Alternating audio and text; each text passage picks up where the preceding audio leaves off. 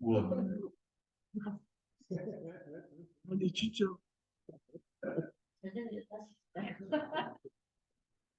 네, 그러니까 조금 자 서머라이즈는 하겠지만은 그래서 그런 틀의 영역이 있잖아요. 그래서 여러분들이 이 안을 가만히 들다 보면 여기에 하나님의 답이 있어요.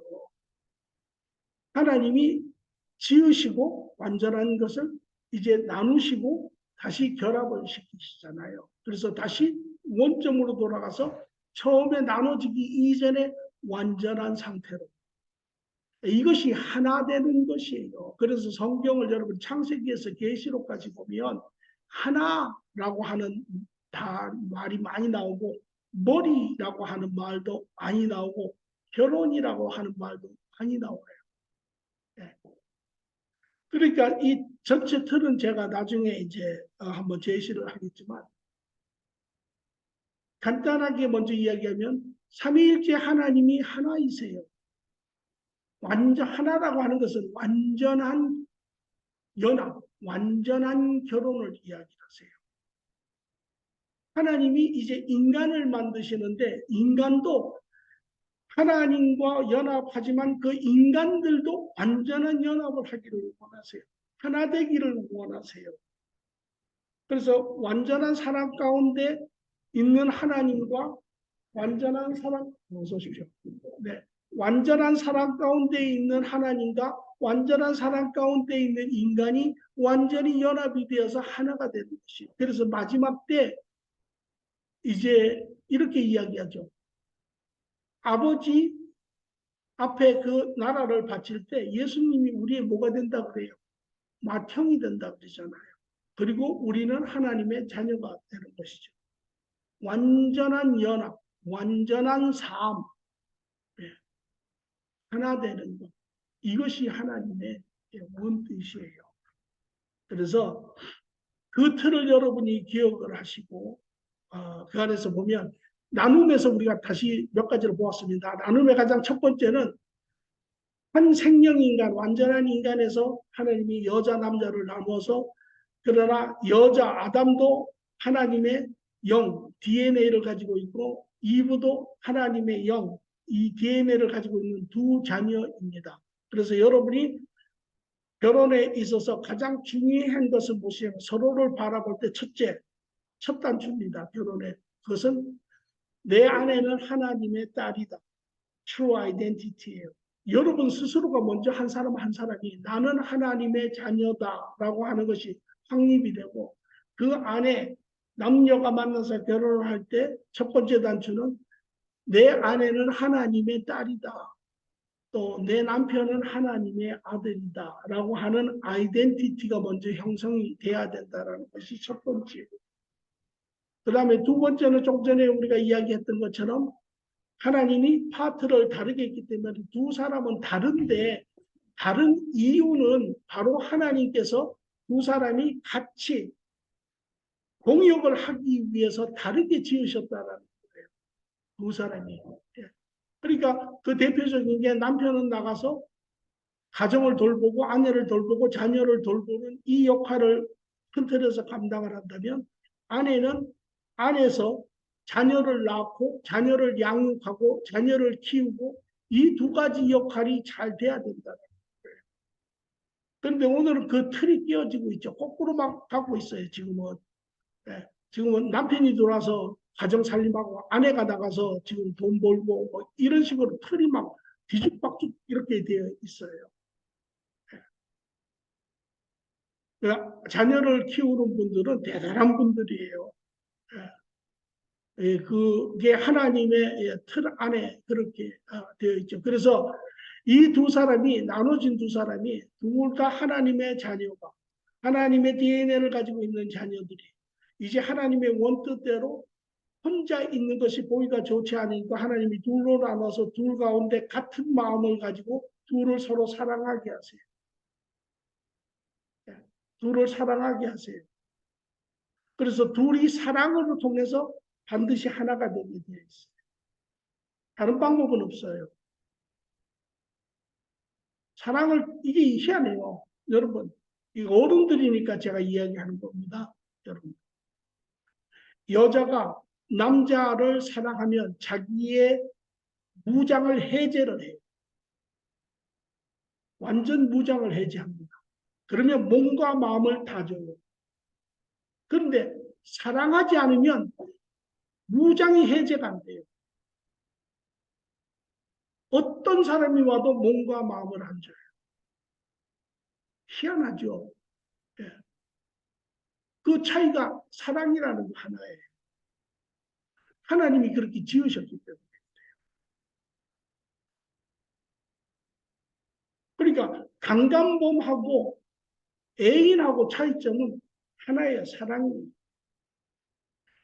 사랑하는 사람이 자기의 모든 것을 줘서 품어요. 그런데 강간범 사랑하지 않으면 자기의 모든 것을 동원해서 막아요. 인간이 그렇게 지어졌어요. 그래서 하나님이 사랑이라고 하는 그 마음을 주셔서 그것으로 둘이 하나가 되게 하세요. 사랑하게 하세요. 하나님이 서로 사랑하신 것처럼 남자, 여자가 분리가 됐지만 사랑으로 하나가 되게 하세요. 그리고 사랑하면 그 안에 이 사역이라는 거요, 동역이라는 것은 사랑의 한 부분이에요.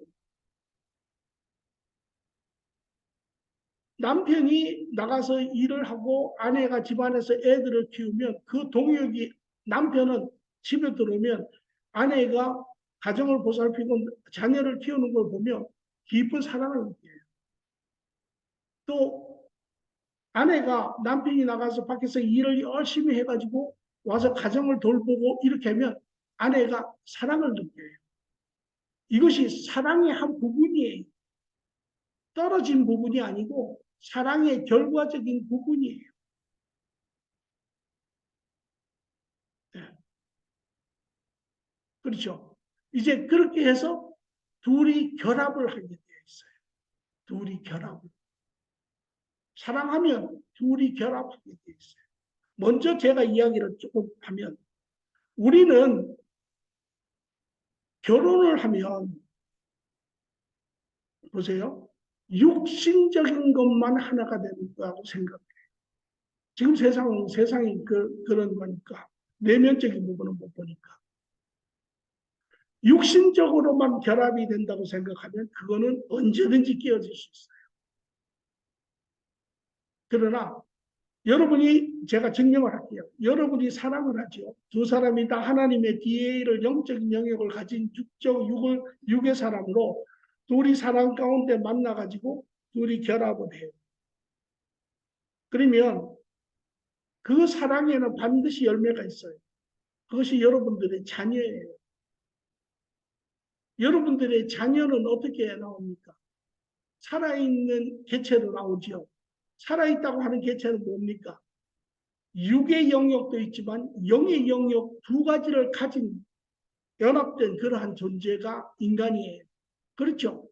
그거는 무슨 소리냐면 여러분의 영적 DNA와 더불어 여러분의 육적 DNA가 합쳐져서 만들어진 것이 여러분의 자녀들.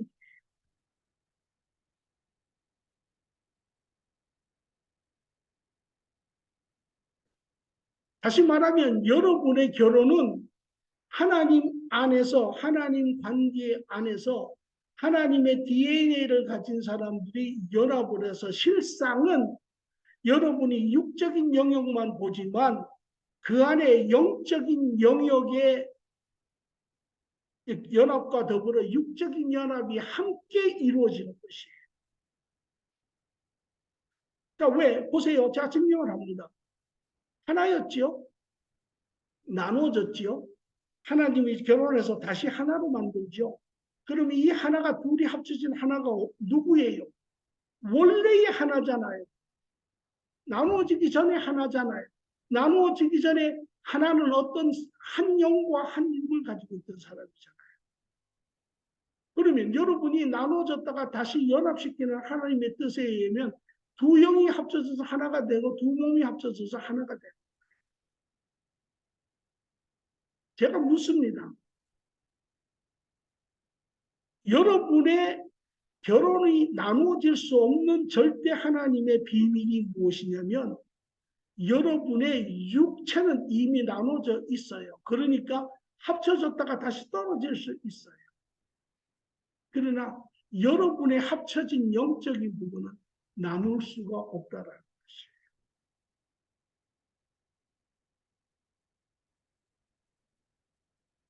이것이 여러분 아세요?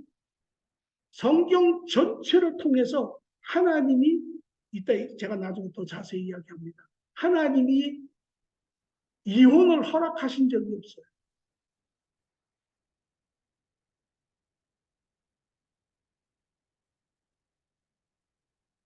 그러면 왜 오늘날 이렇게 이혼이 많으냐? 제가 증명을 해요. 그러나 원 하나님의 계획은 이것이에요. 그래서 부부가 합쳐져서 하나가 되고 자녀가 부모와 사랑 안에 합쳐져서 또 하나가 되고 그래서 뭐 이론적으로 하자면 만약에 이렇게 모든 죄가 들어오기 전에 이런 식으로 영적인 모든 것이 연합이 된다면 하나님 앞에 하나가 되는 것이에요. 하나님과 인간이 영적으로 하나가 온전히 됩니다. 이 온전하게 된다는 것은 연합, 합쳐지는 것뿐만 아니라 그 안에 관계, 또 온전한 관계를, 사랑의 관계를. 그러므로 먼저 제가 지금 결론을 이야기를 하고 나머지 디테일한 걸 볼게요. 결혼은 하나님 앞에 영육이 연합되는 내용을 이야기를 해요. 그렇기 때문에 분리될 수 없어요. 분리될 수 없습니다.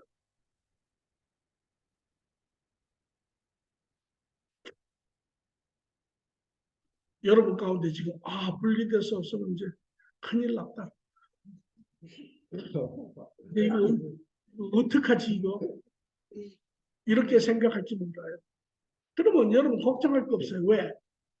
하나님이 여러분한테 할 수 없는 것을 이야기하세요. 하나님이 여러분 인간이 가지고 있는 문제와 이러한 부족한 부분을 하나님이 모르세요? 아세요. 아세요. 네. 그러니까 벌써 하나님이 그렇게 하셨을 때는 인간이 가지고 있는 그 문제에 대한 길도 하나님께서 이미 내놓으셨다. 우리가 그걸 찾아내는, 그걸 못 찾아내면 여러분은 인생이 괴롭죠. 오케이. 예. 자, 오늘 주거를 한번 열어보십시오.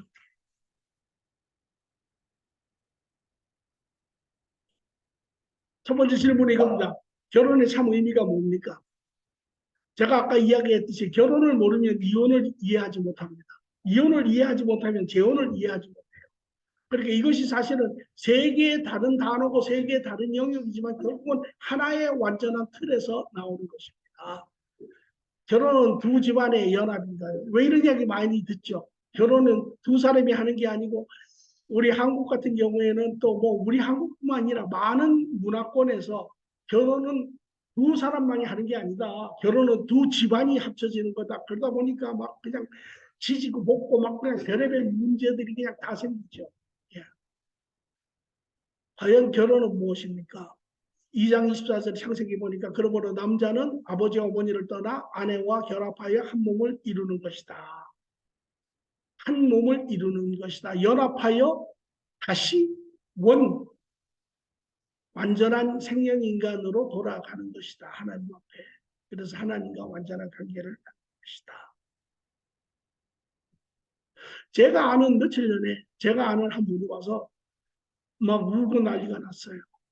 왜 그러십니까? 그랬더니 아들이 이제 장가갈 나이가 돼서 여자를 만났는데 여자가 이래저래 마음에 안 드는 거예요. 그런데 아들이 말을 듣냐면 말을 안 들어요. 그러니까 이제 속상하다고 이제 막 그러는 거예요. 그래서 제가 그랬죠. 예. 그게 이제 아들이 결혼할 때쯤이면 다 나타나는 증상입니다. 여기 계시는 분, 결혼하신 분들도 이미 다 경험을 했을 것이고, 앞으로 안 하신 분도 경험을 하실 것이고, 예, 이유가 있어요. 왜 꼭 결혼할 때는 부모하고 부딪힙니까?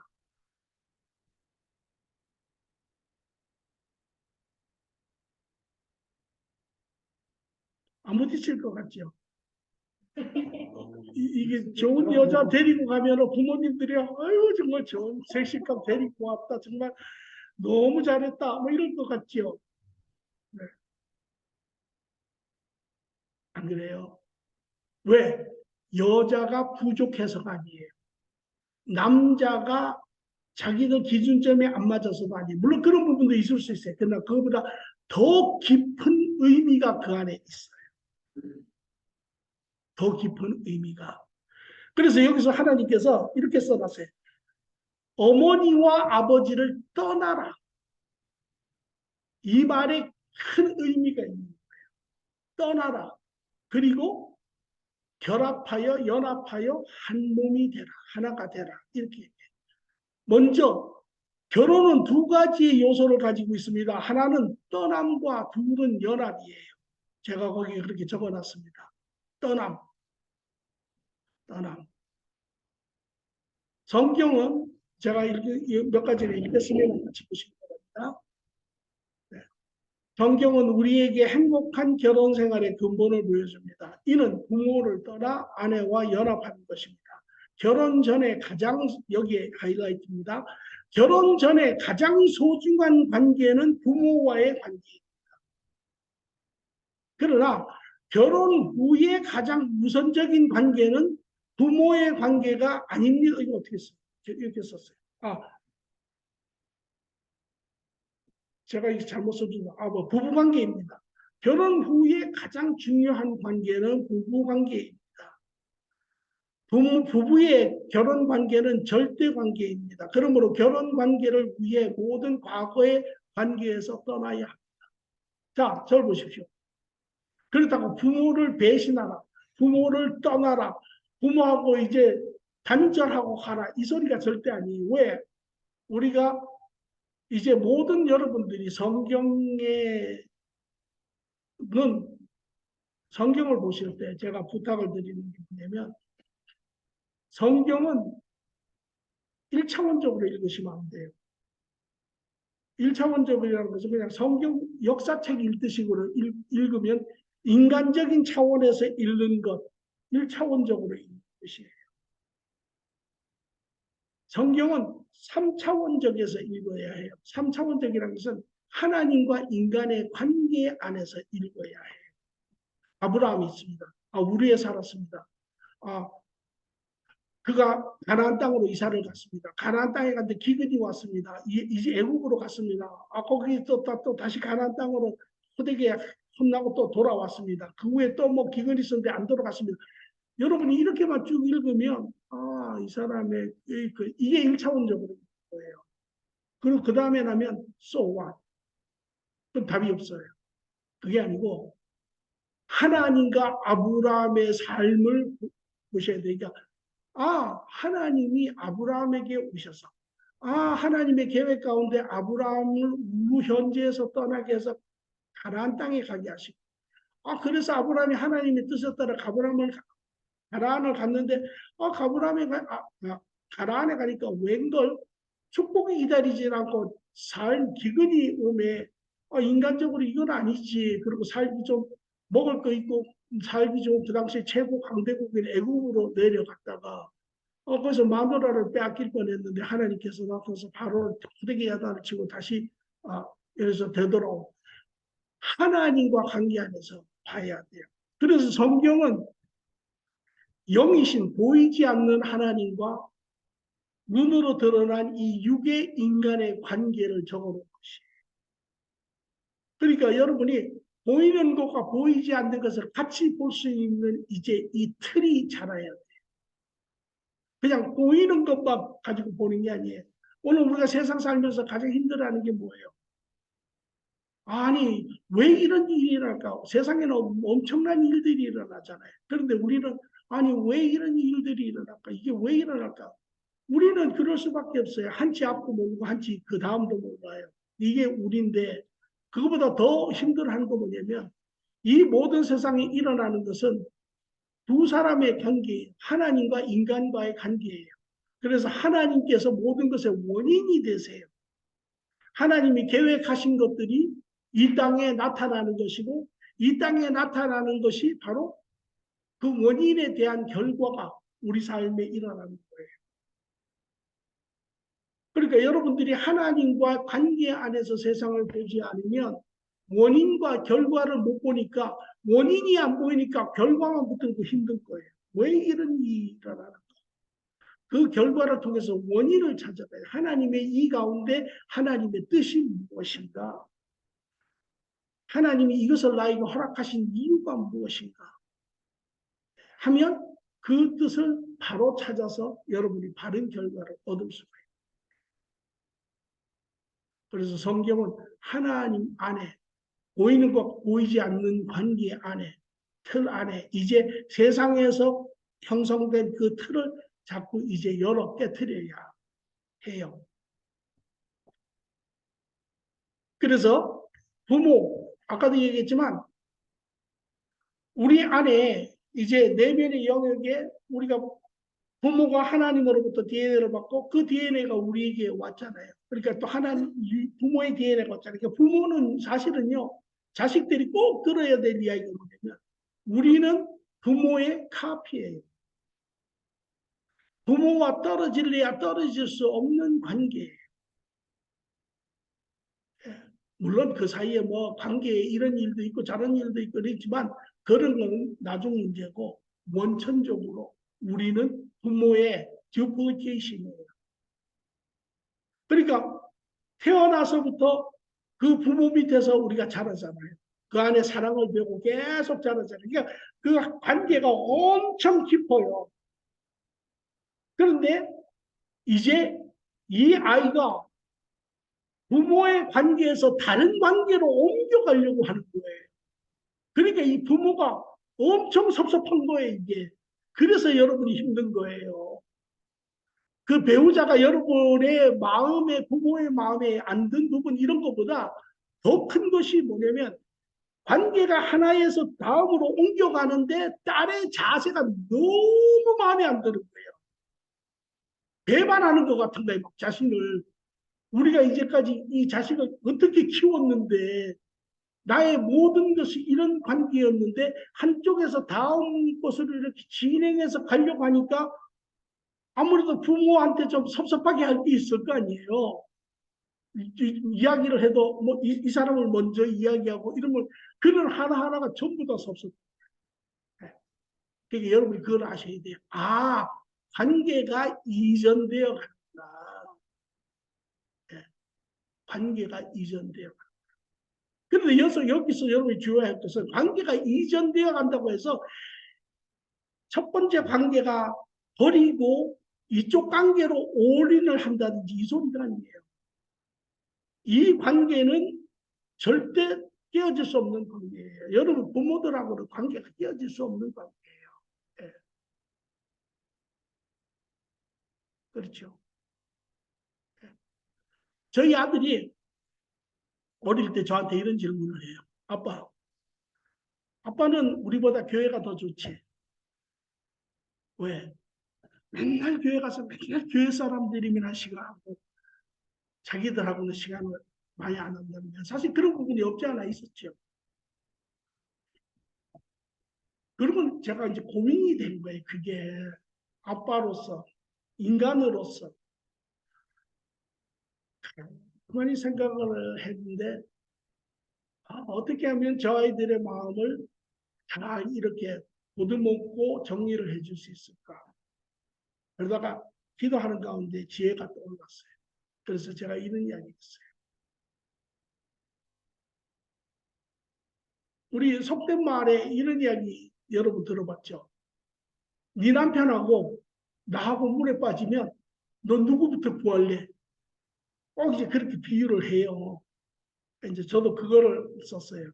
만약에 교회 식구하고 너희하고 사고가 났다. 그러면 나는 너희한테 먼저 갈 것이다. 그게 무슨 소리냐면 그렇다고 교회 식구를 안 사랑한다는 것은 아니다. 똑같이 너도 교회 식구도 주 안에서 한 가정으로 살아간다. 그러나 우선순위가 있다. 내가 만약에 거기서 선택을 해야 된다면 나는 너희들을 택한다. 그래서 많이 좀 마음이 좀 좋아졌어요. 그와 마찬가지로 부모와 또 새로운 가정인 남편과의 관계는 똑같은 관계를 가지고 있는 거예요. 왜? 여러분들이 부모에게 카피이기 때문에 부모와 관계가 끊어질 수도 없거니와 하나님이 끊기를 원치도 않으세요. 그러나 여러분이 이제 가정을 가져서 하나가 될 사람도 또 그것도 동일한 그런 관계예요. 두 관계가 똑같은데 그러나 우선순위가 달라져요.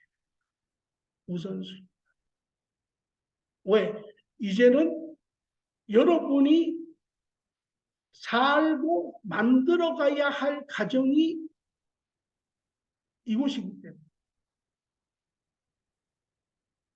그러니까 대부분의 분들이 결혼을 할 때 가정의 부모들과 문제가 생기고 문제가 생기면 서로 멀어지고 뭐 나중에는 등도 돌리고 또 이쪽에만 올리라고 하는데 그것은 옳은 것이 아니에요. 그것은 하나님의 원틀에 하나 되는 것에 그것은 어긋나는 것이에요.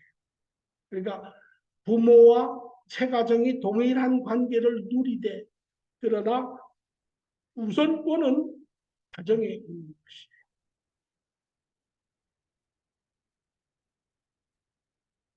이런 부분들이 여러분들이 결혼하면서 경험 알지 못하면 엄청나게 속상하고 엄청나게 힘들고 막 결혼 날도 막 울면서 가야 되고 뭐 이런 거예요.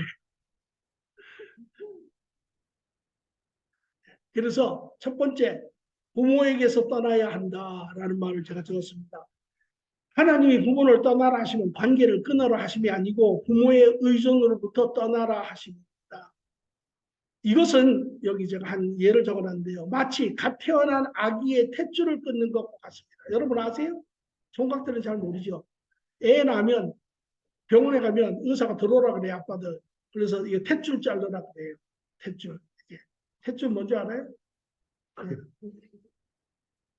알아? 네. 이게 umbilical cord라 그래서 탯줄이 뭐냐면 여기 나오지만 아기가 여기 같습니다. 아기가 엄마의 뱃속에 있을 때는 탯줄을 통해서 영양분을 공급받아 생명을 유지해요. 그게 이게 라이프 세이버예요. 그게 없으면 죽어요, 애가. 그렇죠? 그런데 이제 애가 세상에 나오잖아요. 그러면 여기에 제가 그래서 이런 마치 결혼 전에 부모와 관계가 가장 중요한 것 같은 이치입니다. 그러나 태어난 후에는 탯줄이 끊어지지 않으면 아이가 스스로 살 수가 없어요. 그래서 이 탯줄을 끊어줘야 애가 이제 스스로 펑션을 하며 살 수 있게 되어 있어요. 그래서 이 또한 결혼 후에 부모로부터 정신적, 심리적 의존도를 끊어내지 않으면 결혼의 삶이 생존하기 어렵다. 이해되십니까? 네. 이제 관계는 여전히 감사하고 기뻐하고 존경하고 이 관계는 여전히 유지하는 거예요. 그러나 이제 그 삶을 떠나서 이 새로운 삶에 여러분들이 이제 올인을 해야 돼요. 모든 우선권을 두고 그 안에 서로 이제 같이 세워야 만들어야 하는 삶이 있다라는 것이에요. 그러니까 분명히 여기 하이라이트는 무엇이냐면 이거는 취하고 이거는 버린다가 아니에요. 이 두 가지가 동일하게 여러분에게 가지만 우선권이 어디에 있냐라는 것이죠. 그래서 그러나 이는 더 이상 부모를 사랑하지 않는다 혹은 다시 부모를 보지 않는다라는 것이 아닙니다. 단순히 결혼 생활이 우선이 되고 부모와의 관계는 그 다음이 된다라는 것입니다. 그러니까 요거를 여러분들이 이야기, 결혼 때가 되면 반드시 기억을 해야 돼요. 여러분들은 별로 안 느끼지만 부모들은 이거를 굉장히 심각하게 느껴요. 그래서 내 딸이, 내 아들이 이렇게 이야기를 해요. 그러니까 여러분들이 그런 부분을 잘 완충시켜야 될 필요가 있어요.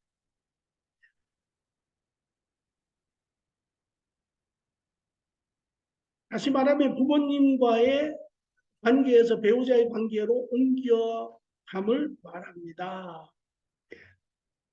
이게 안 되니까 배우자를 선택하면 부모하고 자식하고 막 갈등이 막 말도 장난 아니게 생겨요.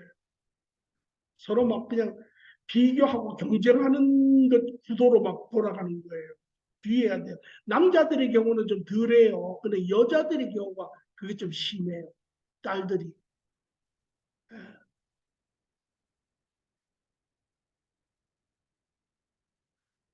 그리고 지리적인 떠남이 아니라 정신적인 떠남. 이게 무슨 소리냐면 이런 거예요. 결혼해가지고 여전히 지구 반대편에 딸이 이사를 갔어요, 남편이랑. 그런데 여전히 자고 나면 매일 자기 엄마랑 이야기해요. 크고 작은 일에 계속 의논해요.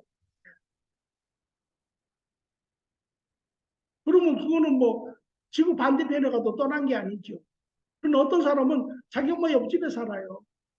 옆집에 살지만 자기네들이 또 결정해서 해야 할 부분들을 자기들이 하며 관계들을 세워가는 것은 그게 바른 거죠. 그러니까 지리적인 어떤 떠남만을 이야기하는 게 아니라 이제 우리 미국 간다. 이제 다 해결되겠다. 그런 게 아니에요. 제가요 옛날에는 그런 구조도가 없었어요. 그러나 요새는요 희한한 걸 제가 많이 봐요. 그게 뭐냐면 딸이 문제가 생겼어 살다가. 그러니까 부모가 뭐라 그러냐면 야 이혼하고 와. 이혼하래.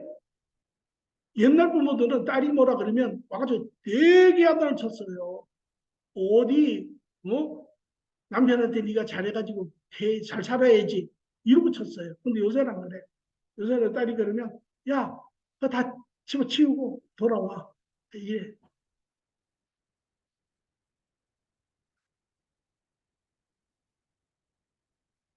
이제 그 문제가 해결이 안 되면요 결혼하고도 그렇지 않고 고부간에 계속 갈등이 일어나고 서로 어, 그러니까 여러분들이 이 부분을 10분 여러분이 잘 생각을 하고 여러분이 떠나가기 전에 여러분의 부모들이 섭섭하지 않게 충분히 이해할 수 있게 잘 보답드리고 또 하나 조언하는 것은 부모들하고 결혼하기 전에 한번 여행을 가세요. 여행을 가서 시간을 같이 갖고 맛있는 것도 먹고 이렇게 하면서 여전히 오늘 내가 나일 수 있었던 것은 부모 덕분이라고 감사해야 하고 이런 브리지를 잘 해야지 안 그러면 부모들이 근데 그거를요 또 하나 이야기해 여러분이 나중에 자식을 낳아서 또 한번 해보세요. 또 그래요.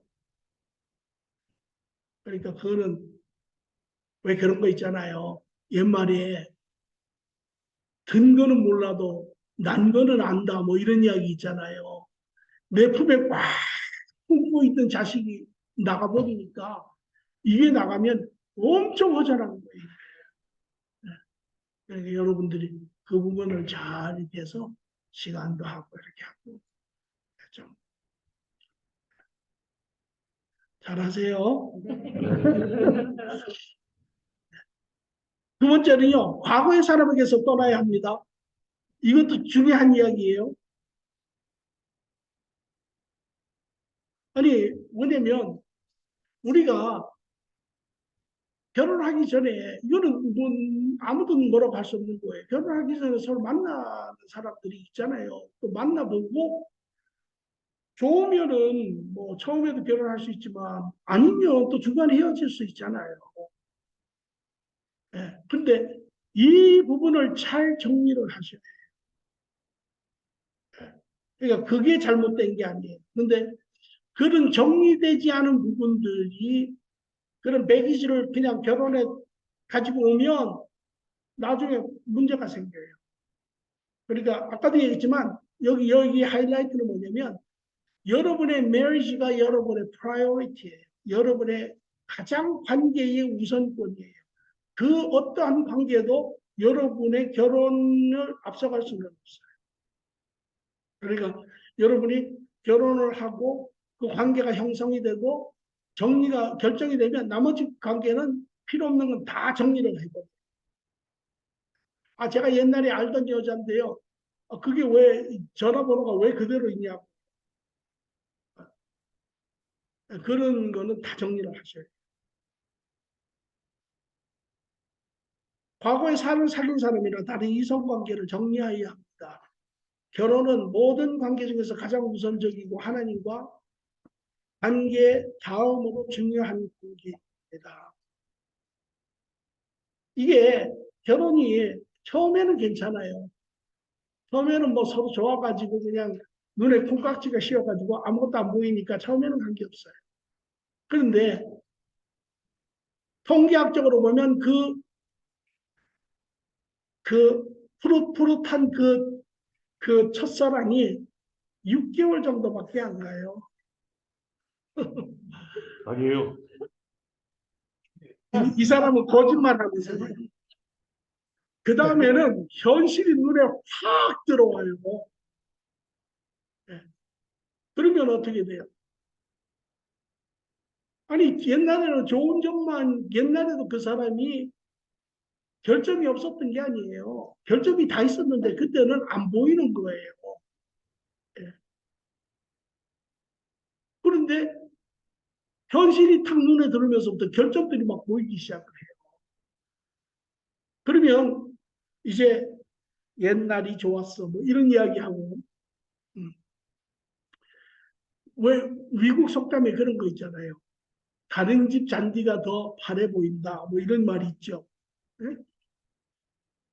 그런데 실상은 다른 집 잔디가 파라냐 하면 그렇진 않아요.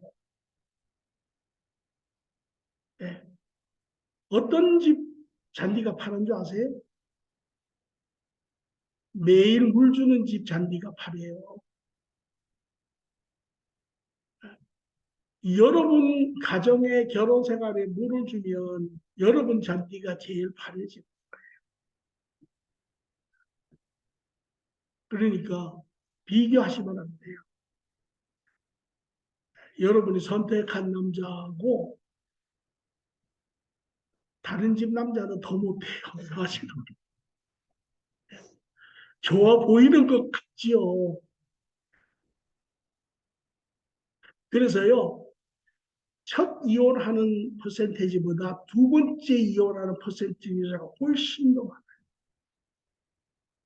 나을 줄 알고 했는데 보니까 이건 더 못한 거예요.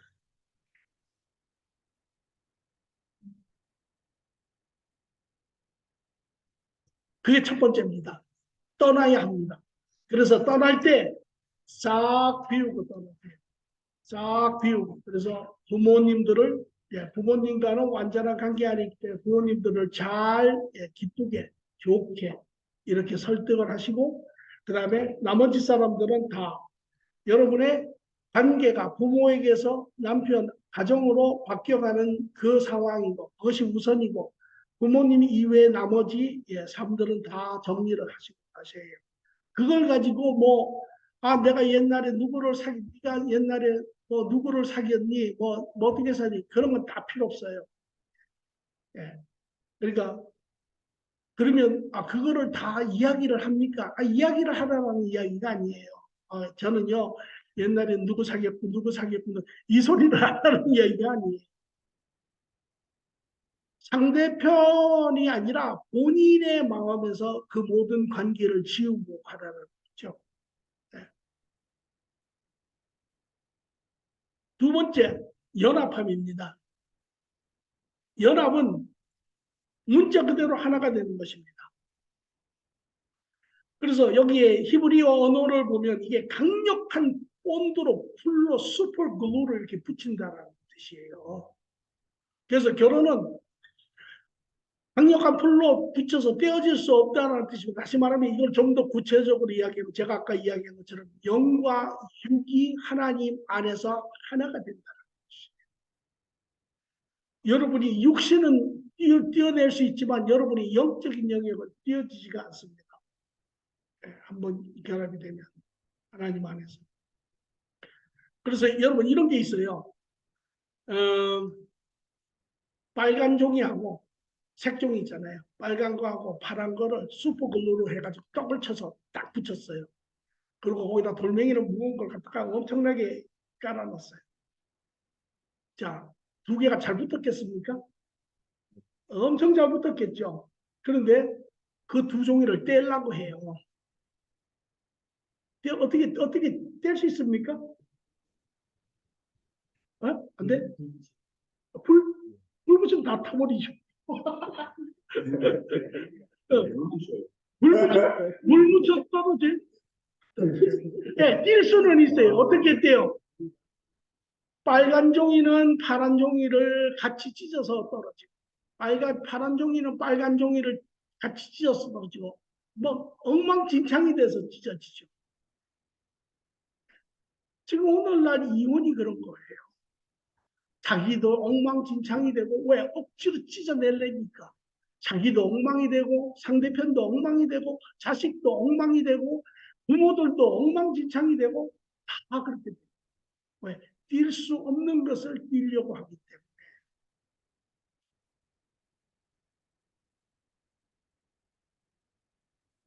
이혼은 선택이 아닙니다. 이혼이 선택이면 우리는 결코 결혼을 만들어갈 수 없습니다. 오늘날 여러분 문제가 뭐냐면 이혼이 선택이라고 전부 믿고 있어요. 그러니까 결혼을 만들어낼 수가 없는 거예요. 왜? 결혼은 프로세스인데 그 프로세스에서 어려움이 생기면 다 깨버리는 거예요. 왜? 선택이라고 생각을 하기 때문에. 분명히 여러분들에게 이야기하는데 결혼은 프로세스고 결혼은 절대 끊을 수 없습니다.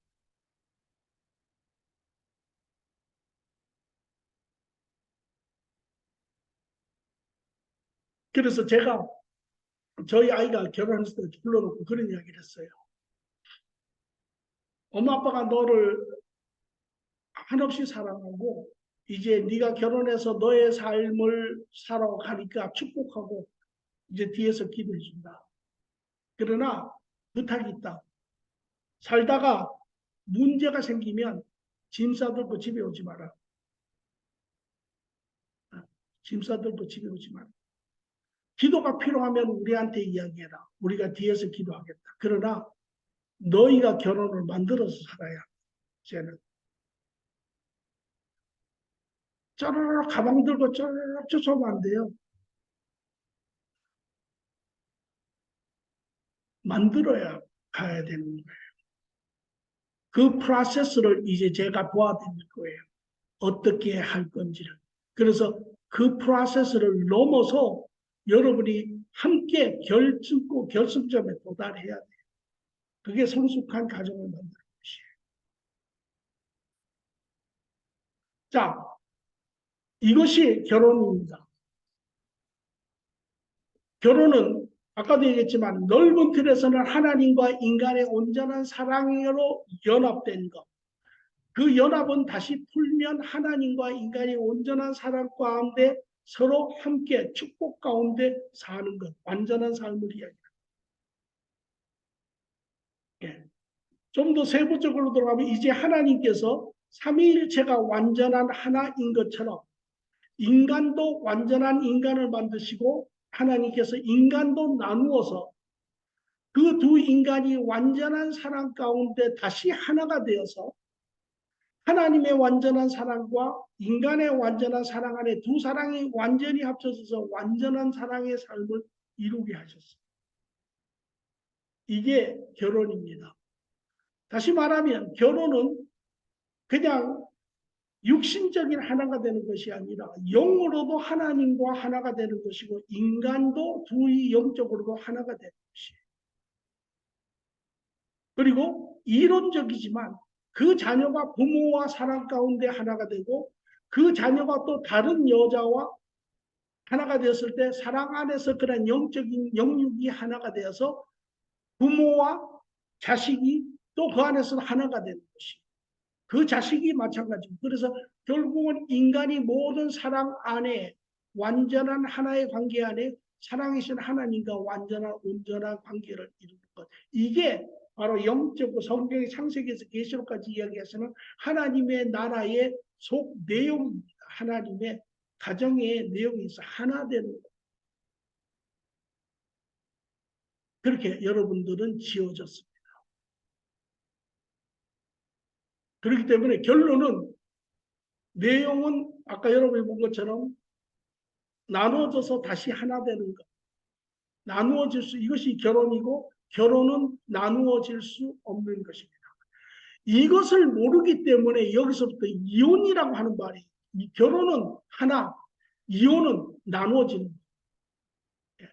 이 결혼을 여러분이 먼저 지금 아시고 1차적으로 물론 이런저런 경우가 있고 뭐 여러 가지 질문도 있고 있을 수 있지만 그러나 먼저 여러분이 상식하실 것은 결혼은 하나님 앞에서 하나 된 것. 분리될 수 없다라는 것이. 다들 이해되십니까? 네, 되셨죠? 그런데 제가 여기에 이혼을 따로 별도로 정리를 해서 적어놨습니다. 성경 전체에 나오는 이혼.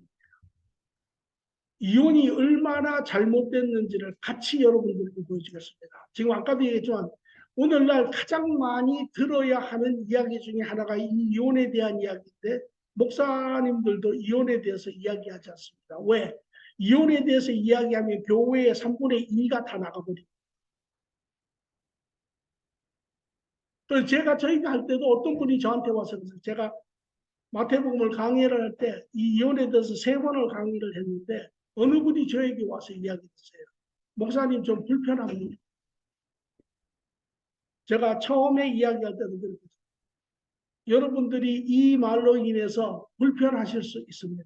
그러나 제가 그럼에도 불구하고 3번에 걸쳐서 이 말씀을 하는 것은 여러분을 불편하게 하려는 것이 아니라 여러분을 내면에 가지고 있는 후회 또 여러분의 그러한 아픔 이런 것으로부터 여러분을 자유하게 하기 위하여 제가 말씀을 전합니다.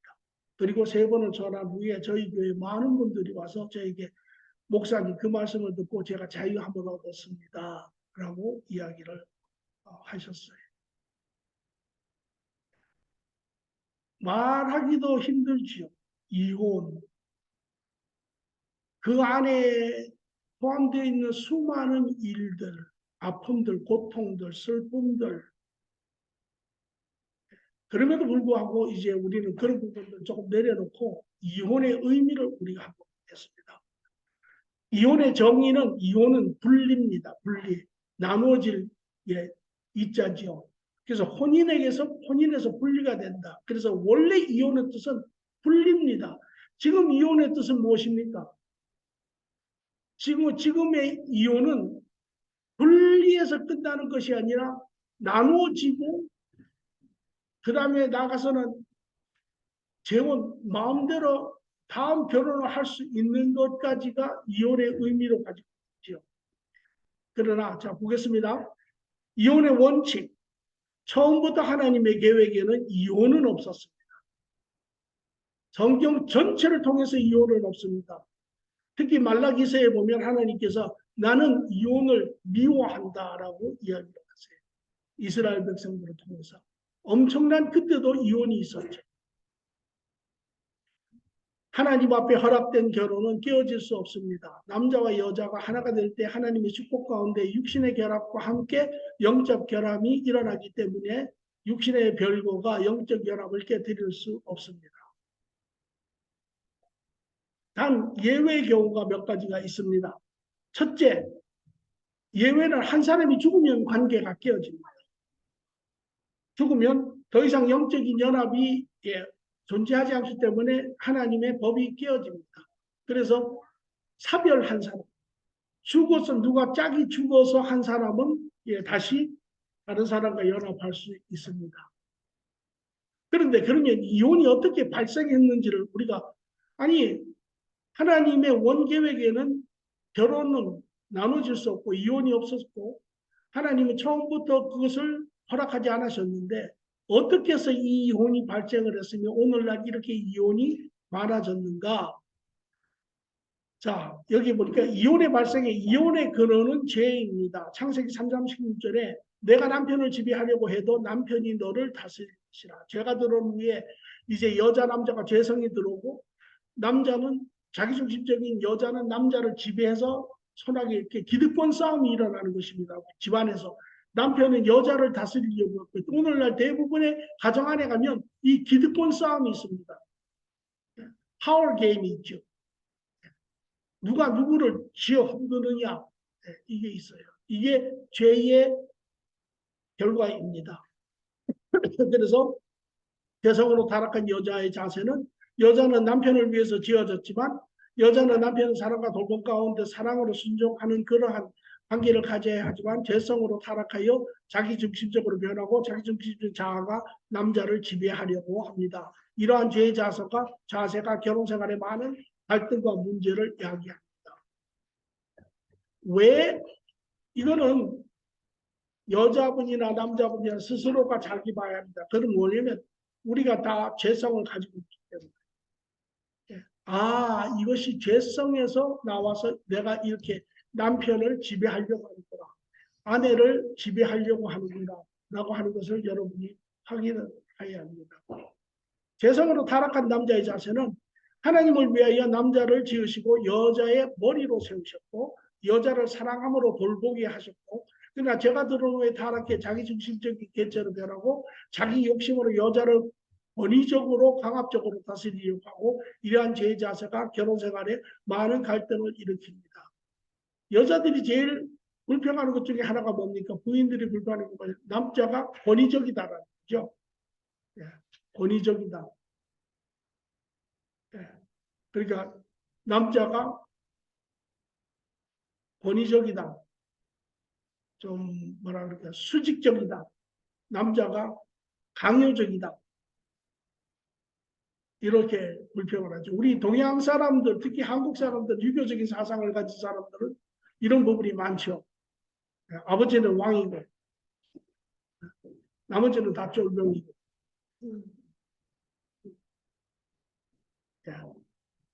저도 가끔 그 소리 들어요. 제 아내한테. 권위적이라고.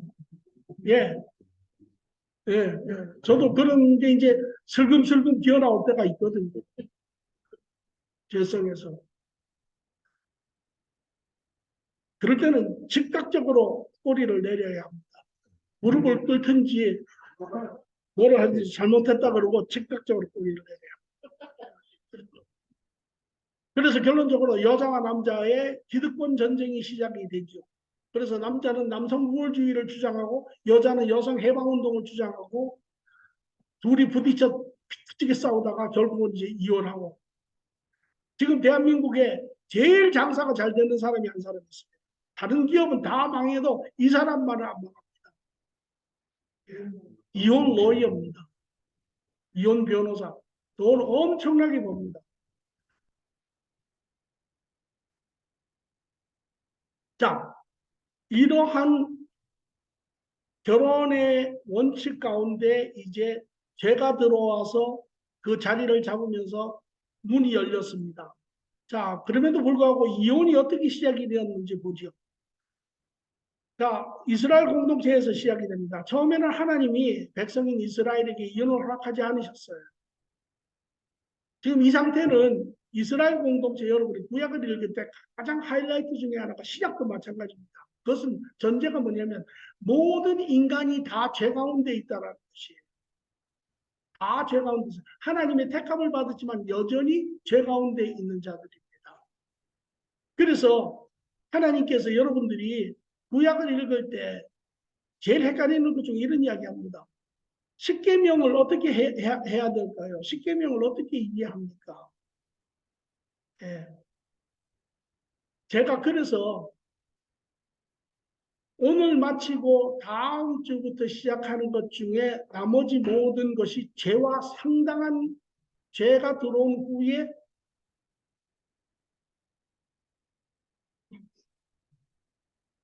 이거는 맞춰야 되겠죠?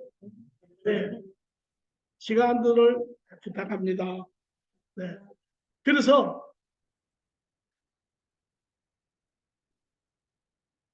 제가 다음 시간에 부록을 하나 집어넣습니다. 그래서 다음 시간은 그 다음에 나오는 모든 과정들을 여러분들이 이해하기 위해서 또 나가서는 여러분의 신앙생활의 밑바탕이 되는 이야기를 제가 하려고 합니다. 그러니까 다음 주에도 좀 기대해 주시고요. 어, 그래서 이스라엘 백성들이 제 가운데 있잖아요. 그래서 이스라엘 백성들에게 하나님이 법을 주세요. 법, 십계명을 주시잖아요. 그 십계명이 이게 보면 32가지의 경우를 하나님이 죽이라 이야기하세요. 이런 경우에는 이들을 죽이라. 그러니까 지금으로 이야기하면 capital punishment라고 이야기해요. 인간이 요새도 뭐 그런 이야기 가끔 하죠. 사형이 이게 합당하냐? 그러나 하나님이 이스라엘 공동체에 보면 이 capital punishment 32가지 경우를 죽이라고 이야기해요. 그 중에 대표적인 게 뭐냐면 간음의 경우입니다. 간음하면 죽여라. 왜? 이, 이 경우에 32가지의 이 죽이라고 하는 거는 그 근본적인 것이 뭐죠? 여전히 다 죄를 가지고 있기 때문에 이 죄성을 쫓아서 별의별 일을 다 합니다. 그러나 하나님이 그 공동체를 보존하기 위해서 그 경우가 심한 경우에는 그것을 본을 보여서 죽임으로 보호하시는 그런 하나님의 섭리가 거기에 있어요. 그러니까 지금 죄성의 이스라엘 백성들이 하나님이 택함을 받았지만 여전히 죄 가운데 있잖아요. 죄 문제가 아직 해결이 안 됐잖아요. 그들 죄성 가운데 가장 굵어지는 부분이 하나가 보시면 이 결혼에 관한 것일 때 간음이에요. 그러니까 전부 다 이 간음의 생각들이 가득해가지고 결혼들을 깨뜨리는 겁니다. 이것이 뭐 지금 세상도 마찬가지예요. 지금 세상도 가장 지금 죄의 가장 본질적 중에 하나가 간음입니다. 예. 나는 간음 안 했는데 예수님이 뭐라고 이야기했어요? 야, 너희가 음, 간음의 생각을 품었으면 이미 간음을 하였는다. 물론 그것은 생각 자체가 간음이라는 소리는 아니에요. 간음이 생각이 들어왔을 때 그것을 붙잡았을 때 이미 죄가 됐다라는 거죠. 행동을 하지 아니한다 할지라. 제가 한국에 가서 이야기 안 했나요? 한국에 가서 제가 택시를 탄 택시 운전사가 스탑사인에서 혼자 꼴꼴꼴꼴 웃어요. 그래서 난 가만히 있자. 제 이야기 좀 들어보세요. 그래서 자기가 이야기를 하는 거예요. 저는요 묘한 버릇이 있었습니다. 이 차를 몰고 가다가 이 스탑의 사인에 이제 사람들이 여자들이 막 이렇게 지나가잖아요. 그러면 여자들이 자기 앞에서 막 옷을 벗기 시작한대. 그러다 어느 순간이 되면 여자들이 전부 다 나체가 돼가지고 자기 앞에서 춤을 춘다는 거야. 그러면서 그래서 자기가 좀 저거 해가지고 자기 친구한테 이야기했더니 심리학자한테 한번 가보라고 그래서 병원을 갔대. 그래서 이쪽에 그 사이콜로지스트 뭐 이런 사람한테 가가지고 자기가 이야기를 했대요. 제가 이런 버릇이 있었는데 이게 어떻습니까? 그랬더니 이게 또 아주 또 가관이에요. 의사가 뭐라냐면 이건 정신 상태 건강하신 것입니다. 그 사람 이야기 이런 거지. 당신이 뭐 남을 해하는 것도 아니고 남한테 어떤 뭐 저걸 끼치는 게 아니니까 당신 뭐 그렇게 하는 건 괜찮습니다. 이렇게 이야기를 하는 거야. 내가 속으로 참 이게 그 사람만의 이야기가 아니라 오늘 이 세상 가운데 사는 모든 사람들의 이 내면에 일어나고 있는 사고의 상태가 지금 그런 것이에요. 네. 이스라엘은 다르지 않았어요. 그 죄 가운데 살면서 그 음란한 생각이 엄청나게 많았어요. 그러니까 하나님이 죽여라. 그러니까 음란한 사람들은 끌고 나가서 돌로 쳐 죽였어요. 자, 여기 보세요. 간음으로 인해 결혼에 많은 문제가 생기자 하나님이 깊은 고민을 하게 됐어요. 왜? 이게 한두 사람이 아니고 모든 사람이 그런 거예요. 지금도 마찬가지예요. 그럴 때 하나님이 이스라엘 공동체를 보존하기 위해서 한 가지 하나님이 허락을 하세요. 그 허락이 뭐냐면 여기 보세요. 하나님이 간음으로 죽을 자들을 긍휼히 여기시고, 그들 죽으면 구원이 없잖아요. 그러니까 그들을 긍휼히 여기시고 회개하여 살리시고자 하는 마음과 동시에 또한 그 간음하는 남편으로 해서 부인들이 고통을 받잖아요. 그 고통을 겪는 불쌍한 배우자들을 위해 하나님이 자신의 뜻을 굽히고 모세를 통해서 한 가지 간음의 경우만 이혼장을 주라고 하나님이 결정하세요. 그래서 예수님이 오셨을 때 예수님이 그 간음에 대해서 책망을 하세요. 그랬더니 이 유대인들이 그렇게 이야기죠. 아니 모세가 우리에게 말하기를 이혼장을 주고 우리에게 이혼하라고 그랬다. 그렇게 이야기를 하죠. 그러나 원래 하나님이 이혼을 하기 위해서 이혼을 시킨 게 아니라 그렇게 하다가는 대부분의 사람들이 죽을 상황에 지금 처해 있기 때문에 하나님이 뜻을 굽히시고 그들에게 긍휼을 베푸시는 거예요. 그런데 여기 또 하나 중요한 것은 이 이혼은 간음의 경우에만 이야기해요. 처축해야 되니까. 그래서 하나님이 이혼장을 주라고 한 것은 이혼은 별거 하라라는 것이, 네 아내를 괴롭히지 말라라는 것이. 그래서 여기 본 것처럼 단지 별거를 허락하심이고 결혼이 깨어진 게 아니에요. 결혼은 여전히 stay valid하게 있는 거예요. 합법적으로. 그런데 그래서 나중에 다시 합하라는 거예요. 관계가 회복된다. 왜 우리도 보면 이런 거 있잖아요. 바람 피고 막 하던 남자가 나중에 뭐 몇십 한 10년 지난 후에 돌아오는 경우 있잖아요. 그런 것처럼 다시 합치라는 거예요. 하나님 앞에서 깨어진 게 아니라는 거예요. 하나님 앞에서 잠시 둘을 띄워놓은 것이지 그것이 결혼이 깨어진 게 아니에요. 이혼은.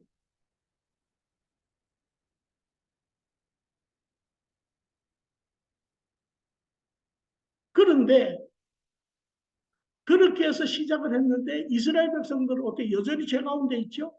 이들은 어떻게 하기 시작하냐면 이혼의 왜곡을 보시면 그러나 이스라엘은 그의 타락한 정욕을 만족케 하여 재결혼을 하려고 간음의 이혼의 면제를 악용해서 어떤 사유든 간에 이혼장만 주면 자유롭게 재혼할 수 있다고 해석을 합니다. 그러니까 간음의 경우만 하나님이 불쌍히 여겨서 둘을 갈라놓고 나중에 다시 합분을 하라고 한 것이 하나님의 뜻인데 이 이스라엘 백성들이 그거를 막 악용을 해서 이제 부인하고 아무 관계가 없어요. 가능도 없어요. 그런데도 그냥 부인이 마음에 안 들면 이혼장 줘가지고 보내버리는 거예요. 그리고는 자기는 다시 재결혼을. 지금 비슷하지요. 오늘날에 이혼하고 비슷하지요. 뭐 마음에 안 들어서 이혼하고 밥 먹는데 쩝쩝 소리 나서 이혼. 뭐 몸무게가 결혼하면 30kg 쪘다고 이혼하고 뭐 전부 이런 시기 그 시기예요. 또 뭐 자기 사업하는데 뭐 처가 찍어서 좀 안 도와준다고 이혼하고 이런 거 있잖아요. 애 나가지고 애 키우는데 애 제대로 안 키웠다고 이런 거. 그래서 그 이혼이 오늘날 세상 세계에 이렇게 퍼진 거예요. 어떤 사유든 간에 이혼장만 주면 자유롭게 재혼할 수 있다고 해석을 해서 오늘날 이렇게 된 거예요. 합법적인 재혼. 첫째, 제가 처음에도 하나님 틀 안에서 결혼은 갈라질 수 없어요. 둘째, 이혼은 하나님께서 그들을 살리시기 위해서 별거를 시켜놓은 것이 이혼이에요. 그러나 그것이 왜곡이 돼서 이스라엘 백성들이 그 이스라엘 백성들의 그 틀을 그대로 받은 게 오늘날의 사람들이에요. 이혼장만 주면 어떤 이유에서든지 간에 이혼할 수 있다고 믿는 거예요. 이 이혼에서 그 다음에 나오는 게 재혼이에요. 자, 여기 보세요. 합법적인 재혼을 제가 신명기 24장에 이 말씀을 드렸는데 사별, 죽으면 그 사람과의 관계가 깨어지니까 그 사람은 재혼이 가능해요. 사별, 죽으면. 더 이상 법이 적용이 안 돼요. 그러니까 죽은 사람이 고린도전서 7장에는 이렇게 해요. 야, 네가 남편이 죽어서 혼자 되었지만 그러나 할 수 있으면 혼자 사는 것이 낫다. 왜?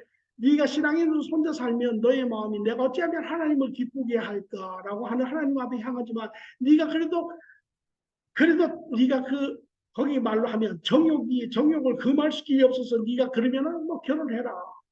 그러나 그렇게 하면 네가 마음이 둘로 나누어져서 어찌하면 내 남편을 기쁘게 할까 하나님을 기쁘게 할까 이것이 나누어지니 그러나 그것도 뭐 네가 원한다면 해라 이렇게 이야기를 해요.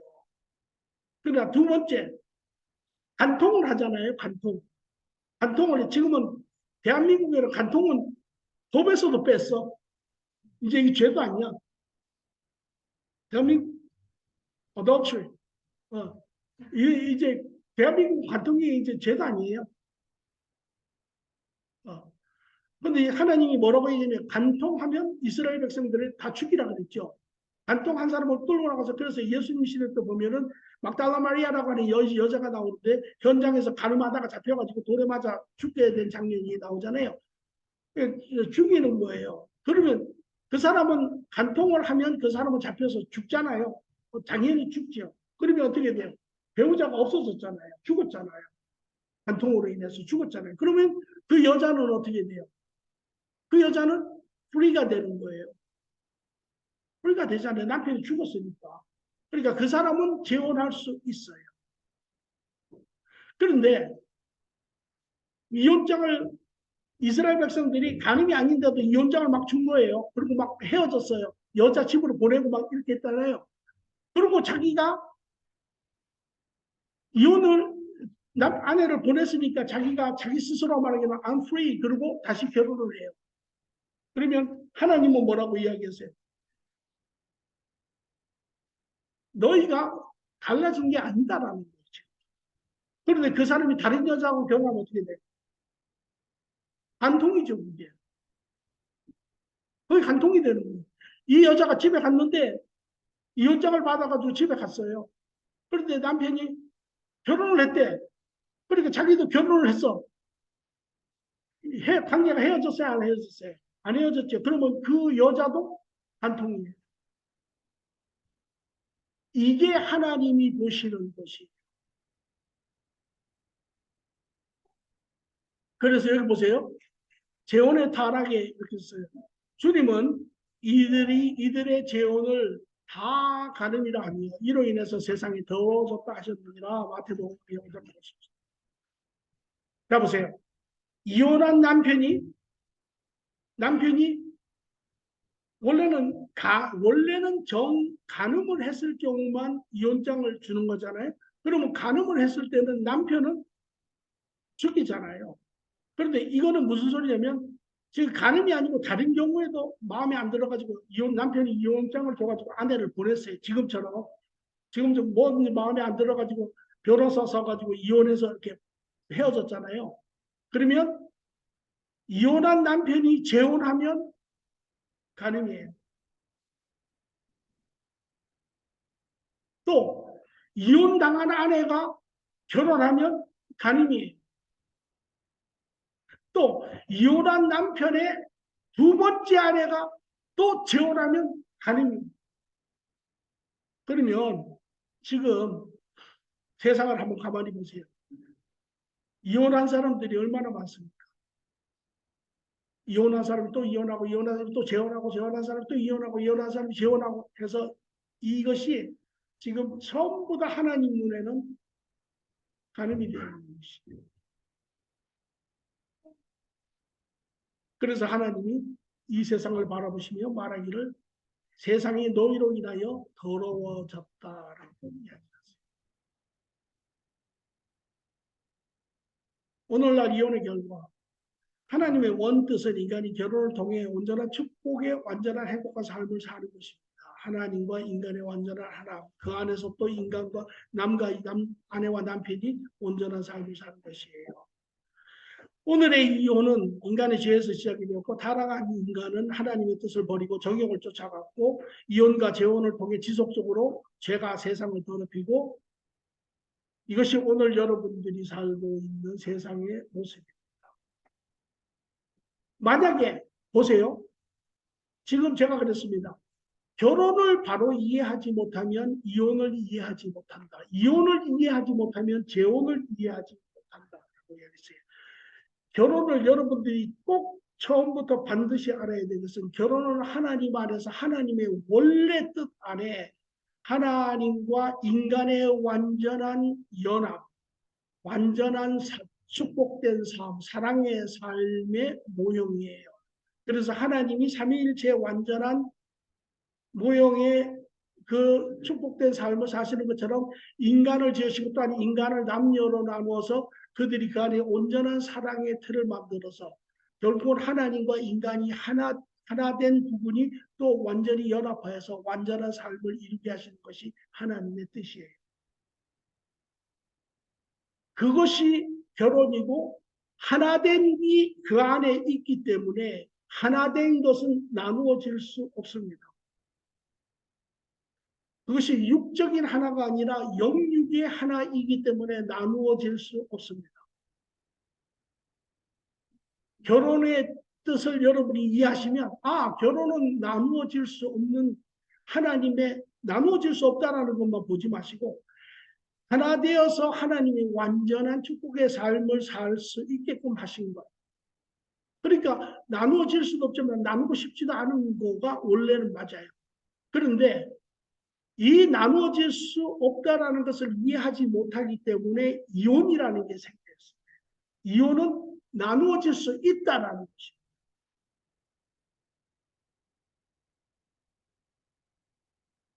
이 이혼 나누어질 수 있다라고 하는 것은 우리가 본 것처럼 하나님의 백성이 이스라엘 백성으로부터 시작해서 그 하나님 뜻을 왜곡하고 그것이 오늘까지 흘러 이 세상 안에 가득하게 채워졌습니다.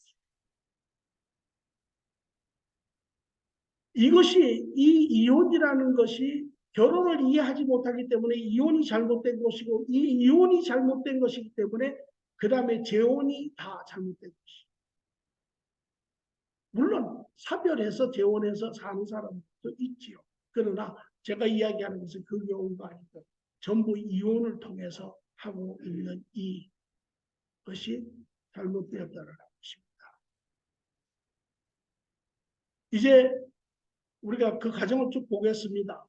그러나 한 가지 미리 이야기를 하면 그러면 우리 교회 안에도 서너 번 결혼하신 분도 있어요.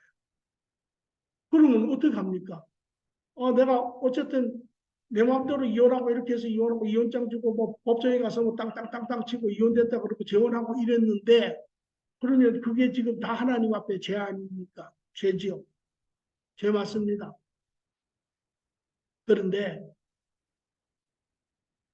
감사하게도 하나님께서 예수 그리스도 안에 모든 죄 사함을 통해서 여러분의 모든 죄를 사하셨다는 것이에요.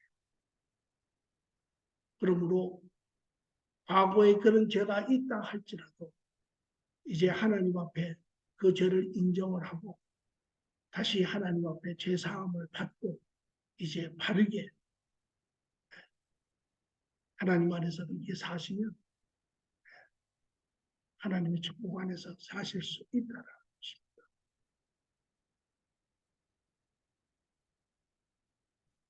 오늘은 여기까지.